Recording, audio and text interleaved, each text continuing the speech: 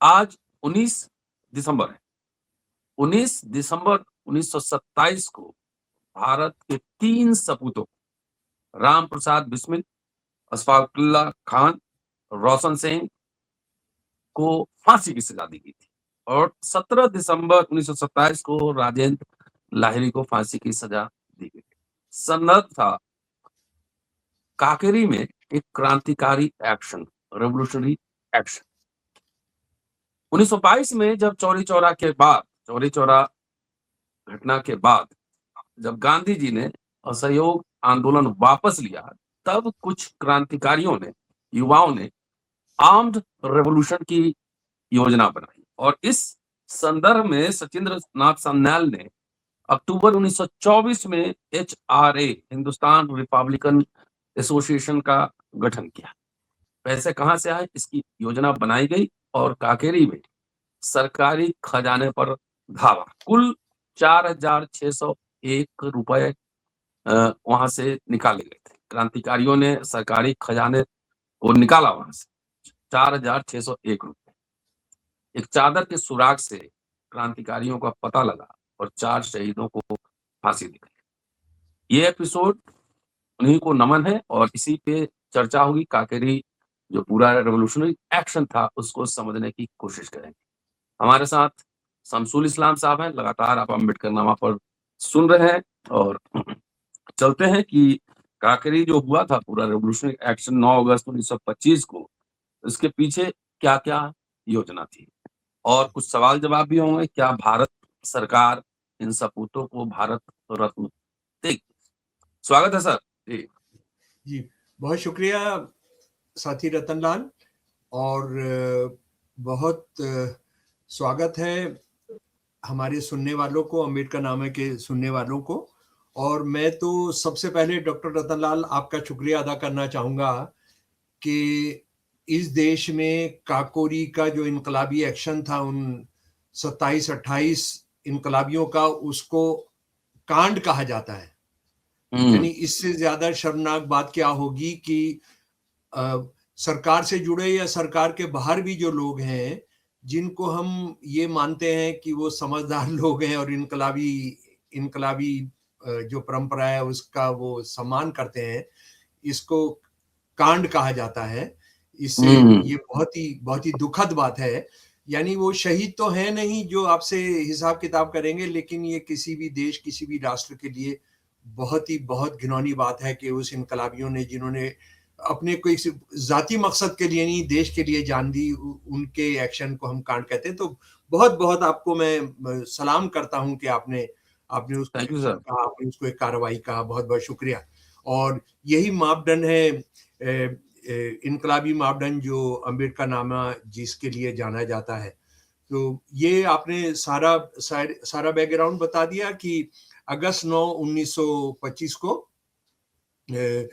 जो इनकलाबी पहले से ही जो रिपब्लिकन आर्मी के अंदर जुड़े हुए थे, जिसका नेतृत्व राम प्रसाद बिस्मिल करते थे, जिसका नेतृत्व जो है चंद्रशेखर आजाद करते थे, भगत सिंह करते थे,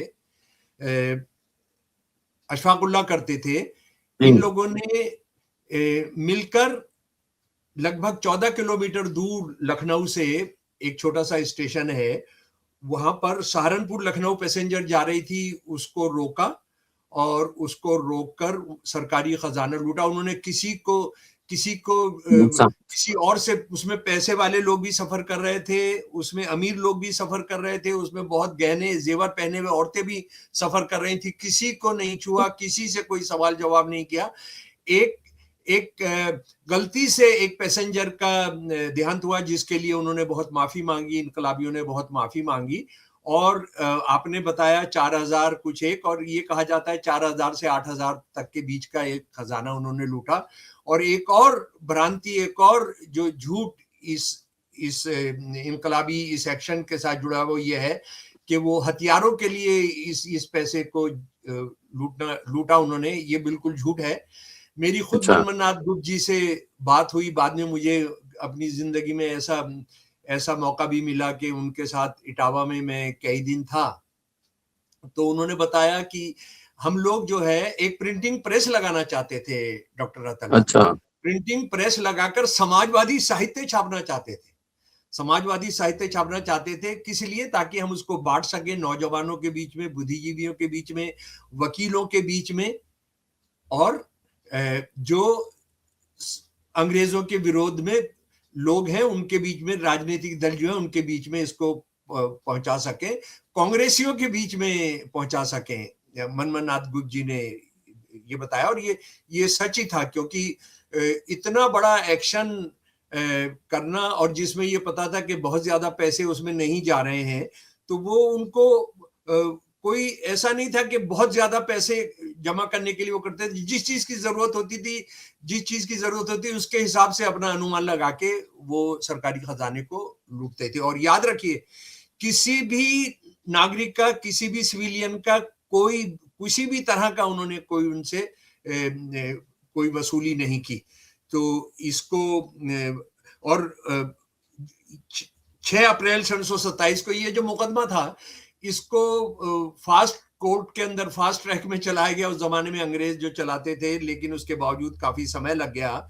25 का मामला 6 अप्रैल 1927 को सेशन कोर्ट ने फैसला दिया, लेकिन अभी तक चंद्रशेखर आजाद तो बचकर निकल गए हैं, और अशफाकुल्ला भी अभी इसमें पकड़ में नहीं आए थे। वो बाद में पकड़ में आते हैं। दिल्ली में एक उनका मुसलमान दोस्त है जिसकी गद्दारी की वजह से गिरफ्तार होते हैं। बिल्कुल उसी तरह से जो हमारे राम प्रसाद बिस्मिल, उनका एक हिंदू दोस्त है, उसकी गद्दारी की वजह से गिरफ्तार होते हैं। और आखिर में 22 अगस्त 1927 को कोर्ट फैसला सुनाती है, और फैसला ये सुनाती है कि 4 लोगों को फांसी की सजा होगी। ये चारों शहीद आपके सामने हैं, अशफाकुल्ला, राम प्रसाद बिस्मिल, रोशन सिंह। ये अंबेडकर नामे पर इनका ये पोस्टर आप बहुत करीब से भी देखेंगे जी। और इसमें ये हुआ कि सबको 19 दिसंबर को अलग अलग जेलों में फांसी होनी थी, लेकिन पता नहीं किस वजह से कुछ इस तरह की खुफिया रिपोर्ट थी कि राजेंद्र लहरी जी को जेल तोड़कर रिहा करा लिया जा सकता है। तो उनको 19 से पहले उनको 17 दिसंबर को फांसी दे दी गई गोंडा जेल में, और फिर उसके बाद 19 दिसंबर को फैजाबाद में अशफाकुल्ला, और इलाहाबाद जेल के अंदर हमारे रोशन सिंह और राम प्रसाद बिस्मिल गोरखपुर जेल में फांसी के तख्ते पर लटका दिए गए। और ये फांसी पर लटकते हुए उन्होंने इनकलाब जिंदाबाद का नारा लगाया। इन्होंने इनकलाब जिंदाबाद, वंदे मातरम का नारा लगाया। और उसके अलावा जिन इनकलाबियों को सजा हुई थी वो भी ये देश नहीं जानता है। हम अंबेडकर नामा के माध्यम से जरा उनके नाम भी, आपको क्या क्या सजा हुई थी वो आपको मैं बताना चाहता हूं। डेथ सेंटेंस राम प्रसाद बिस्मिल, रोशन सिंह, राजेंद्र लहरी और अशफाकुल्ला। राजेंद्र लहरी सिर्फ 26 साल के थे। काला पानी जिन लोगों को भेजा गया, सचिंदर सान्याल, सचिंद्र नाथ बख्शी, गोविंद चंद्र चरणकार, जोगेश चंद्र चैटर्जी और मुकंदी लाल। 14 साल की सजा दी गई मनमथ नाथ गुप्त जी को, जिनके साथ हमें रहने का कुछ दिन रहने का मौका मिला था। वो जिंदगी में हमेशा याद रहेगा। 10 साल की सजा राजकुमार सिन्हा जी, विष्णु शरण दुबलिश, रामकृष्ण खत्री और सुरेश चंद्र भट्टाचार्य। 5 साल की सजा भूपेंद्र नाथ सान्याल, प्रेम कृष्ण खन्ना, बनवारी लाल और राम दुलारे त्रिवेदी। 4 साल की सजा प्राणवेश चटर्जी और 3 साल की सजा रामनाथ पांडे। और ये आप ये देखेंगे, इसमें मेजॉरिटी जो है वो बंगालियों की है, जिनको आज मोदी सरकार और ये आरएसएस से जुड़े लोग जो है सारे बंगालियों को वो ये कहते हैं कि वो राष्ट्र विरोधी है, वो जो है हिंदुस्तानी नहीं है। तो उसको भी आप ये देख सकते हैं। बंगला उनकी जो भाषा है, ये सारे इनकलाबी बंगाली भाषा बोलते थे। जो बंगाल से आए थे उनको आप ये कहते हैं बंगाली भाषा जो है वो बांग्लादेश की भाषा है, वो हिंदुस्तान की भाषा नहीं। इसी के साथ आज आप ये देखिए कि कल परसों ये 17 तारीख से शहादतें शुरू हुई थी, आज 19 तारीख है। कोई आपने किसी नेता का बयान पढ़ा, किसी ने उनको श्रद्धांजलि दी, किन्होंने उनको याद किया? हाँ, जो बिहार का एक मंत्री है वो कह रहा है कि जहन्नुम में जाए वो बच्ची जो जिस पर हम बात करेंगे, जिसका जो हिजाब खींचा गया जी, बिल्कुल उसी अंदाज में जैसे चीर हरण कभी द्रौपदी का किया गया था, ये उसी तरह की एक चीज थी। और उसके बाद यूपी का एक दलित मिनिस्टर है, बहुजन मिनिस्टर है, जो ये कह रहा है, शुक्र करिए कि वो तो उन्होंने उसका हिजाब ही खींचा, उसको कहीं और उंगलियां नहीं रखी। उंगली रखने का मतलब क्या समझता है आप समझ सकते हैं, आप इसको समझ सकते हैं। यानी इस देश में ये किन गुंडों का, किन लफंगों का राज है, क्या हमारे देश की हालत हो गई है। तो देश को लड़वाने की न्यूज, और कोई मीडिया ने भी, किसी ने भी इनको शहीदों को याद नहीं किया। और अगर किसी ने सोशल मीडिया पर, मैं देख रहा था, वो काकोरी कांड के शहीद, मेरे प्यारे दोस्तों, इनको बताइए कि ये कांड नहीं था। अंबेडकर नाम में भी वो बताया। अच्छा, इसकी जो 2-3 बहुत अहम बातें हैं, वो ये है कि ये वो दौर है जब इनकलाबी आंदोलन जो है, बम और गोली को छोड़कर, हत्या करने को छोड़कर, वो ये कह रहा है कि इससे मसला हल नहीं होगा, हमने एक विचारधारा के तहत लड़ाई लड़नी होगी, और किसी एक को मारने से काम नहीं चलेगा, व्यवस्था बदलनी पड़ेगी। जिसको भगत सिंह बाद में जाकर कहते हैं, गोरे अंग्रेजों के चले जाने के बाद काले अंग्रेज आ जाएंगे। हमने जो है एक ऐसा समाज बनाना है जिसमें मनुष्य का इस्तेसाल ना करे, शोषण ना करे। ये शुरुआत हो गई है, और ये देश नहीं जानता है, जानना चाहिए कि सबसे पहले जो इस धारा से जुड़ते हैं और समाजवादी दर्शन अपनाते हैं, वो अशफाक उल्लाह है। अशफाक उल्लाह जो है, वो उनकी जो जीवनी है, उनके बारे में जो खत है, वो उसको जानकर, उनको पढ़कर, अपनी माँ के नाम जो उनके खत हैं वो पढ़ेंगे। और इसके लिए ये देश ऋणी रहेगा हमेशा सुधीर विद्यार्थी जी का, जो एक छोटे से शहर बरेली और शाहजहांपुर के अंदर रहकर उन्होंने इनकलाबियों के लिए, काकोरी के इनकलाबी ने हिंदुस्तान की इनकलाबी आंदोलन के तमाम शहीदों के लिए जो काम किया है, जो दस्तावेजीकरण किया है, जो पूरा का पूरा आर्काइव बनाया है, जो इस देश की हिस्ट्री के बड़े बड़े डिपार्टमेंट्स ने नहीं किया, हिस्ट्री अकेडमीज ने नहीं किया, वो सुधीर विद्यार्थी जी ने किया है। उनकी जो किताबें हैं काकोरी के शहीदों और हिंदुस्तान के दूसरे शहीदों पर, वो जरूर पढ़िए मेरे प्यारे दोस्तों। वो आपने हर हालत के अंदर पढ़ना है, अगर इनको मरने नहीं देना है इस विरासत को। तो देखिए, इन्होंने एक खत जो मैं आपको बता रहा हूँ किस तरह से वो समाजवादी आंदोलन के साथ जुड़े थे। ये कम्युनिस्टों को संबोधित करते हुए, इस देश के जो कम्युनिस्ट, जो समाजवादी कार्यकर्ता थे उस जमाने के 1925 के, उनको संबोधित करते हुए क्या लिखा उन्होंने, जरा पढ़िए। मैं तुमसे काफी तौर पर मुत्तफिक हूं। उन्होंने उर्दू के लफ्ज इस्तेमाल किए, मैं उसको अनुवाद, आसान हिंदी में अनुवाद कर दे रहा हूं। मैं तुमसे काफी तौर पर सहमत हूं और कहूंगा कि मेरा दिल गरीब किसानों के लिए और दुखिया मजदूरों के लिए हमेशा दुखी रहा है। मैंने अपने आयाम फरारी पुलिस से छुपकर रहने वाले काल में भी अक्सर उनके हालात देखकर मैं रोया हूं, क्योंकि मुझे इनके साथ दिन गुजारने का मौका मिला है। मुझसे पूछो तो मैं कहूंगा कि मेरा बस हो तो मैं दुनिया की हर चीज इनके लिए सुरक्षित कर दूं, वक्फ कर दूं। हमारे शहरों की रौनक इनके दम से है, हमारे कारखाने इनकी वजह से आबाद और काम कर रहे हैं। हमारे पंपों में, यानी किसानों के जो पंप है, इनके हाथ ही पानी निकालते हैं। गर्ज की दुनिया का हर एक काम इनकी वजह से हुआ करता है। गरीब किसान बरसात की मूसलाधार पानी और जेठ बैसाख की तपती दोपहर में भी खेतों पर जमा होते हैं और जंगल में मंडराते हुए हमारी खुराक का सामान पैदा करते हैं। जरा सोचिए, एक यूनिवर्सिटी प्रोफेसर की भी जो बात नहीं करते हैं किसानों की हालत को लेकर, वो अशफाक उल्लाह बात कर रहे हैं, क्योंकि ये बराबर किसानों के बीच में रहते थे। ये बिल्कुल सच है कि वो जो पैदा करते हैं, जो वो बनाते हैं, उनमें उनका हिस्सा नहीं होता। हमेशा दुखी और मुफलिसुल हाल, दरिद्र रहते हैं। और क्या सपना वो देख रहे थे। ये दो बहुत अमीर लोग थे लखनऊ के। एक तो छतर मंजिल लखनऊ, ये नवाबों की महल था एक, और उसके बाद जो जगत नारायण मुल्ला, ये अंग्रेजों के बड़े चाहने वाले बहुत बड़े वकील थे। देखिए उसके बारे में क्या कह रहे हैं। मैं खुदा से चाहता हूं मेरे बाद वो दिन जल्द आए जबकि छतर मंजिल लखनऊ में लोको वर्कशॉप के अब्दुल्ला मिस्त्री और धनिया चमड़े का काम करने वाले किसान भी मिस्टर खलीकुज्जमा और जगत नारायण मुल्ला व राजा साहब महमूदाबाद के सामने कुर्सी पर बैठे नजर आए। यानी आप फ्रेटर्निटी, बराबरी, कि ये ऊंच नीच का नहीं होगा कि कुछ लोग नीचे बैठेंगे, कुछ लोग कुर्सियों पर बैठेंगे, वो उनके सामने बैठेंगे, वो दिन जल्दी आए। दूसरी बात जो अशफाकुल्लाह बता रहे हैं, जिसको आज हमने रटना है, आज हमने गली गली में पहुंचाना है, कॉलेज के अंदर पहुंचाना है, खेत खलियानों में पहुंचाना है, वो ये बताने की कोशिश करें। और ये अपनी शहादत से 2-3 दिन पहले जो उनका खत है, वो उसमें किस तरह से सरकार और धार्मिक संगठन हिंदू मुसलमानों को बांट रही है, उसका उनका जो अपने साक्षात उनका अनुभव था वो बता रहे हैं। ओह, हम अपने वर्तमान समय का आनंद कैसे ले सकते हैं जब हमारा राजनीतिक नेतृत्व आपसी झगड़ों में उलझा हो। एक अगर तबलीग का दीवाना है तो दूसरे को मुक्ति केवल और केवल शुद्धि में दिखाई पड़ती है। उधर सरकारी गुप्तचर विभाग के कर्मचारी धर्म प्रचार के लिए धन उपलब्ध करा रहे हैं। उनका उद्देश्य धर्म को प्रचार प्रसार या उसमें मदद करना कतई नहीं है, बल्कि वो तो स्वतंत्रता संघर्ष की चलती गाड़ी की राह में बाधा खड़ा करना चाहते हैं। और उसके बाद मेरे प्यारे दोस्तों, ये जरा सुनिए इनके शहीद होने से पहले जो लिख रहे हैं।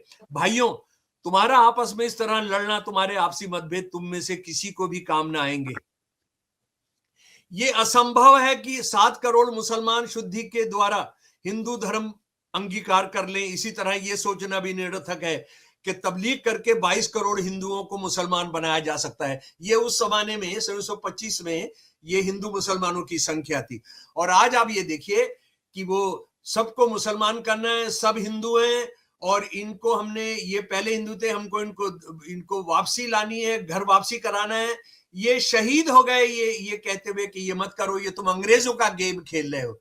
ये तुम लोगों को बांटने का मतलब है कि जो इस देश के 80% हिंदू हैं, उनका जो है, यानी मुसलमान कितने हैं उस जमाने में? 7 करोड़, और 22 करोड़ हिंदू हैं जो अशफाकुल्लाह बता रहे हैं, 3 गुना से भी ज्यादा हिंदू हैं।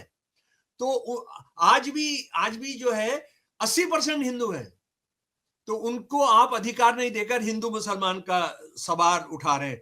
और उसके बाद चाहे तुम कांग्रेसी हो या स्वराजवादी, तबलीगी पर चलने वाले हो, शुद्धि के समर्थक, कम्युनिस्ट हो या क्रांतिकारी, अकाली हो या बंगाली, मेरा संदेश मेरे देश के हर व्यक्ति के लिए है। मैं धर्म व मान मर्यादा के नाम पर हर किसी से मुखातिब हूं, चाहे वो अनिश्वरवादी हो या किसी भी ईश्वर को मानने वाला हो, कि हम पर कृपा करो। जो काकोरी केस के लिए अपनी जान दे रहे हैं तथा भारत को सन 1920-21 असहयोग आंदोलन के दौर का भारत बना देना चाहते हैं, उनकी एकता और आपस में दोस्ती का लिहाज करो। क्या किसी गुलाम देश का कोई धर्म होता है जो तुम धर्मों के लिए लड़ रहे हो? और उनका ये खत जो है नौजवानों के नाम, जिस एक शेर से खत्म होता है, 2 पंक्तियों से खत्म होता है, मेरे प्यारे दोस्तों, इसको गाइए, आज इसको गाइए उनके शहादत दिवस पर। ये झगड़े और बखेड़े मिटाकर आपस में मिल जाओ। अबस तफरीक है, अबस यानी अकारण, व्यर्थ। अबस तफरीक है तुम में ये हिंदू और मुसलमान की, जब बंटवारा है ये हिंदू और मुसलमान में, ये बेकार का है। अच्छा, उसके बाद हम आते हैं राम प्रसाद बिस्मिल जी पर। राम प्रसाद बिस्मिल जी को अशफाकुल्लाह बड़ा भाई कहते थे अपना, और ये भी अपना बड़ा भाई मानते थे। उन्होंने 16 तारीख को जो खत लिखा है, 16 तारीख को देश के लोगों के लिए जो खत लिखा है, वो भी मैं आपको पढ़कर सुना रहा हूं मेरे प्यारे दोस्तों। ये खत जो है ये अंबेडकर नामे पर रहेंगे, ये खत अंबेडकर नामे पर रहेंगे। आप उसको डाउनलोड करें, उसको पढ़ें। मैं जरा सुनिए राम प्रसाद बिस्मिल जी का खत। आज 16 दिसंबर 1927 ईस्वी को निम्नलिखित पंक्तियों का उल्लेख कर रहा हूं। जबकि 19 दिसंबर 1927 ईस्वी सोमवार दिन भी उन्होंने बताया है को 6 बजे प्रातःकाल इस शरीर को फांसी पर लटका देने की तिथि निश्चित हो चुकी है, क्योंकि मेरा जन्मांतर उद्देश्य रहेगा कि मनुष्य मात्र को सभी प्राकृतिक पदार्थों पर समान अधिकार प्राप्त हो। बिल्कुल समाजवादी बात कर रहे हैं। ये कोई किसी पर हुकूमत न करे, सारे संसार में जनतंत्र की स्थापना हो। वर्तमान समय में भारतवर्ष की अवस्था बड़ी शोचनीय है, अतः अब लगातार कई जन्म इसी देश में ग्रहण करने होंगे, और जब तक कि भारतवर्ष की नर नारी पूर्णतः स्वरूप स्वतंत्र ना हो जाएं, हम जन्म लेते रहेंगे। सुनिए मेरे प्यारे दोस्तों इनकी वाणी को, इनकी बात को। और जरा सा इस बात को सोचिए, ये सन 1927 के अंदर 16 दिसंबर को खत लिख रहे हैं। सन 1925 के अंदर आरएसएस बन चुकी है। सन 1906 के अंदर हिंदू महासभा बन चुकी है। ये उसमें से किसी के भी सदस्य नहीं है। अगर ये किसी भी सदस्य होते तो ये भारत को आजाद कराने की लड़ाई नहीं लड़ रहे होते अशफाकुल्लाह के साथ, बल्कि हिंदू राष्ट्र की लड़ाई लड़ते हुए अंग्रेजों की दलाली कर रहे होते, जो आरएसएस कर रहा था, जो हिंदू महासभा कर रही थी। और अशफाकुल्लाह किसी तबलीगी जमात के मेंबर नहीं है, किसी मुस्लिम लीग के मेंबर नहीं है। और अशफाकुल्लाह जो एक 5 वक्त के नमाजी थे, और ये आर्य समाजी, जिसको आर्य समाज का भी देखिए क्या हाल किया है कि आर्य समाज के लोग हिंदू मुसलमान मिलकर लड़े थे। और आज आर्य समाज ने हिंदू मुसलमानों को बंटवाने में और आरएसएस को कितनी मदद की है, उसको भी जरा हमको समझना होगा। आरएसएस का जो असली चरित्र था राम प्रसाद बिस्मिल का दौर का, उसको हमने वापस लाना होगा। जरा सुनिए, मैं प्राण त्यागते समय निराश नहीं हूं। 2 दिन के बाद शहीद होना है, फांसी पर लटकना है, सारी तरफ से परिवार वाले क्या करेंगे, सब क्या होगा, बिल्कुल डर नहीं है। भगत सिंह, राजगुरु, सुखदेव को भी डर नहीं था। मैं प्राण त्यागते समय निराश नहीं हूं कि हम लोगों का बलिदान व्यर्थ गए। मेरा तो विश्वास है कि हम लोगों की छुपी हुई आहों का ही ये नतीजा हुआ है कि हिंदू मुसलमान एक हो गए हैं। भारतवर्ष के प्रत्येक विख्यात राजनीतिक दल ने और हिंदुओं के भी तो लगभग सभी तथा मुसलमानों के अधिकतर नेताओं ने एक स्वर होकर हिंदू मुसलमान मिलकर अंग्रेजों से देश को मुक्त कराएंगे ये नारा दिया है। और इनके आखिरी जो कुछ वाक्य हैं, सरकार ने अशफाकुल्लाह को राम प्रसाद का दाहिना हाथ करार दिया है।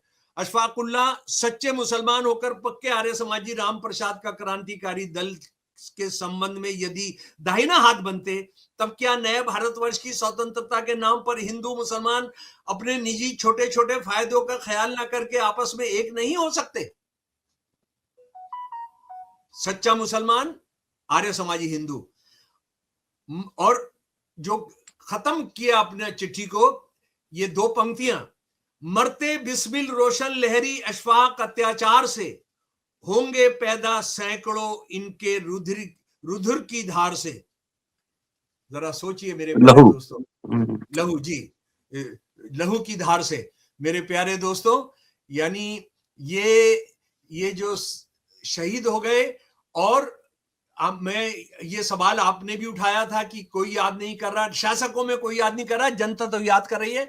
आज मैं जानता हूं मेरे पास कम से कम 100 जगह उत्तर भारत, दक्षिण भारत, पूर्वी भारत, सेंट्रल इंडिया से रिपोर्ट्स आई हैं कि आज एकता दिवस मनाया जा रहा है। काकोरी शहीदों का दिवस जो है, धर्मों की एकता का दिवस मनाया जा रहा है। और ये जो पोस्टर आप ये देख रहे हैं जो इसमें आएंगे, और ये भी मैं आपको दिखाना चाहता हूं।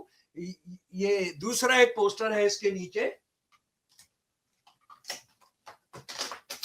ये भी एक दुर्लभ चित्र है कि ये क्रांतिकारियों का एक दुर्लभ चित्र हमने हासिल किया है, जिसमें 17 वो भेज दीजिएगा, उसको लगाएंगे जी, जिन पर मुकदमा चला था। ये 17 ये कोर्ट में ये फोटो सरकार ने खींचा था जो हमने हासिल किया है।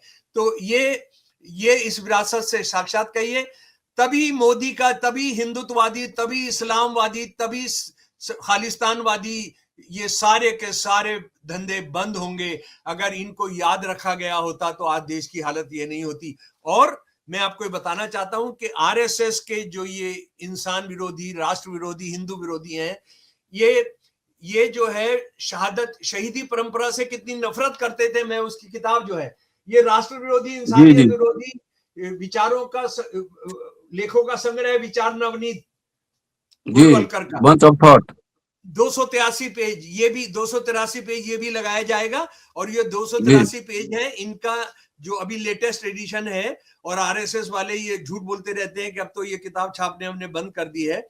ये 2022 का संस्करण है। ऐसे व्यक्ति जो अपने आप को बलिदान कर देते हैं श्रेष्ठ व्यक्ति हैं, और उनका जीवन दर्शन प्रमुखतः पौरुषपूर्ण है।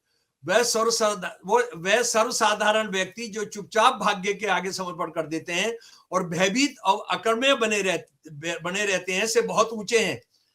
फिर भी हमने ऐसे व्यक्तियों को समाज के सामने आदर्श के रूप में नहीं रखा है। हमने ऐसे बलिदान को महानता का सर्वोच्च बिंदु जिसकी आकांक्षा मनुष्य करे नहीं माना है, क्योंकि अंततः वे अपना उद्देश्य प्राप्त करने में असफल हुए, और असफलता का अर्थ है कि उनमें कोई गंभीर त्रुटि थी। सुन लीजिए, बड़ी मछली छोटी मछली को खाती है, आरएसएस वाले बोलते रहे अंग्रेजों के राज में, आज भी बोलते हैं। अडानी अंबानी बड़ी मछलियां छोटी मछलियों को खाएंगे ही, इसीलिए उनका राज होगा। और ये जो शहीद थे, अशफाकुल्लाह, राम प्रसाद बिस्मिल, राजेंद्र लहरी, सुखदेव राजगुरु, हजारों दूसरे, क्योंकि फांसी पर चढ़ा दिए गए।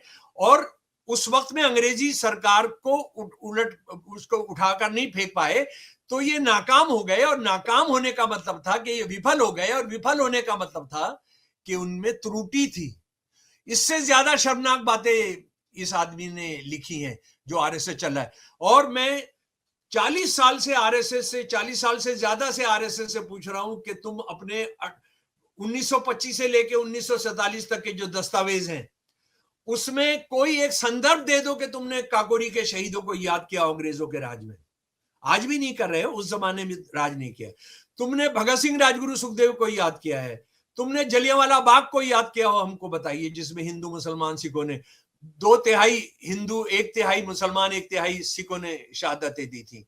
तुमने किसी और शहादत का, तुमने चोरी चोरा का शहीदों को कभी याद किया हो? कभी तुमने नहीं किया। अंग्रेजों का गुणगान जरूर किया है। तो मेरे प्यारे दोस्तों, ये राष्ट्र विरोधी, इंसानियत विरोधी, हिंदुत्ववादी शासक, ये इस्लामी शासक, ये खालिस्तानी शासक, ये इस शहीदी परंपरा को, सांझी शहादत, सांझी विरासत को नहीं रखना चाहते हैं। तो इसको हमने जिंदा रखना है। और आखिर में अगर आप इजाजत दें और आप सुनना चाहें, तो मैं शहीदों की याद में एक गीत आपके सामने रखूंगा। ठीक है जी? नीलिमा भी आ रही है इसको गाने के लिए। ठीक है साथी जी, आइए। जय भीम, इनकलाब जिंदाबाद। जिंदगी सुनाइए। लड़ती रहेगी, गाती रहेगी, लड़ती रहेगी, गाती रहेगी। नदियां बहती रहेंगी, नदियां बहती रहेगी।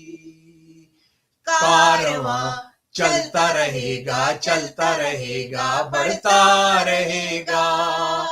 कारवां चलता रहेगा, चलता रहेगा, बढ़ता रहेगा। मुक्ति की राह पर छोड़कर साथियों तुमको धरती की गोद में। कारवां चलता रहेगा, चलता रहेगा, बढ़ता रहेगा। कारवां चलता रहेगा, चलता रहेगा, बढ़ता रहेगा। जब कभी भी लौट कर इन राहों से गुजरेंगे हम, जीत के सब गीत कई बार हम फिर गाएंगे। खोज कैसे पाएंगे, खोज कैसे पाएंगे मिट्टी तुम्हारी साथियों, जर्रे जर्रे को तुम्हारी ही समाधि पाएंगे।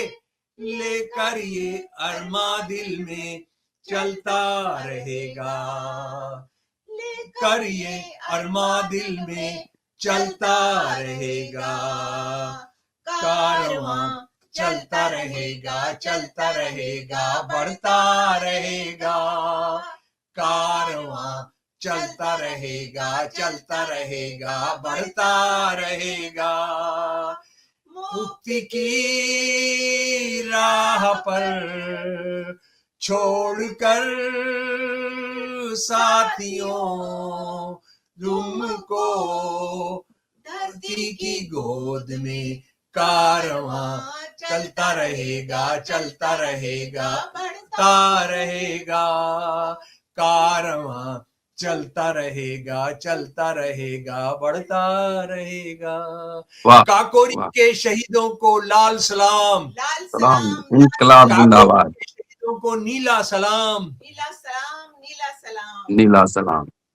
शुक्रिया। शुक्रिया शुक्रिया आप दोनों का बहुत बहुत शुक्रिया। बहुत शानदार गाना। दोस्तों ये था आज एकता दिवस, पूरे देश में मनाइए हिंदू मुस्लिम एकता दिवस। काकोरी को के शहीदों को याद कीजिए। शुक्रिया। देखते रहिए अम्बेडकर नामा। Thank you sir.